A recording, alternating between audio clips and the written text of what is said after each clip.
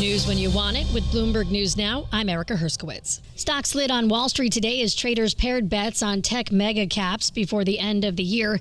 The Dow fell 249 points, down 0.5%. The Nasdaq lost 119 points, also down 0.5%.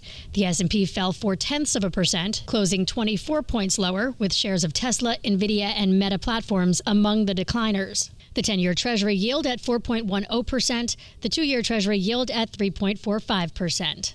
Israeli Prime Minister Benjamin Netanyahu and President Trump are meeting today at Mar-a-Lago to discuss the ceasefire in Gaza. The two leaders are also touching on Iran, which Trump told reporters he's heard has resumed developing chemical and biological warheads for its ballistic missiles. Now I hear that Iran is trying to build up again, and if they are, we're going to have to knock them down. We'll knock them down. We'll knock the hell out of them, but hopefully that's not happening. Netanyahu's visit comes on the heels of another high-profile get-together for the president. Ukrainian President Vladimir Zelenskiy met with Trump at Mar-a-Lago yesterday. Zelenskiy said he asked the president for U.S. security guarantees lasting as long as a half century to help deter any future Russian invasion. Meanwhile, Trump held a call with Russian President Vladimir Putin to discuss the efforts to bring a halt to the war in Ukraine.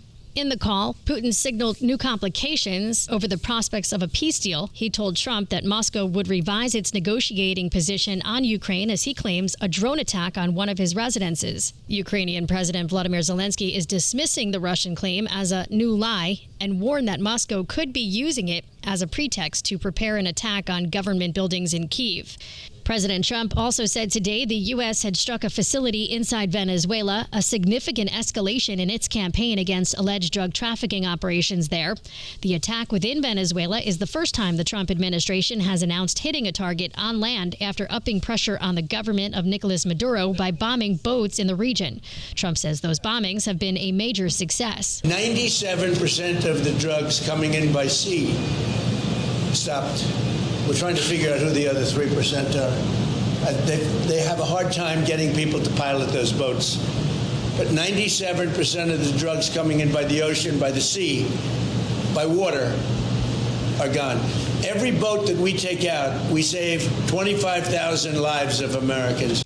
After setting record highs just last week, the price for gold and silver sharply fell today. Bloomberg's Tom Busby has more. Investors poured money into precious metals earlier this month amid rising fears of a possible bubble in AI. That drove interest in more safe haven assets. But today's sell-off may be due more to profit-taking following that record-setting run-up in prices than any fundamental worries about valuations being too high. Spot gold this hour down nearly 5%, still topping $4,300 an ounce. Spot silver is down 10% to around $71 an ounce. Tom Busby, Bloomberg Radio.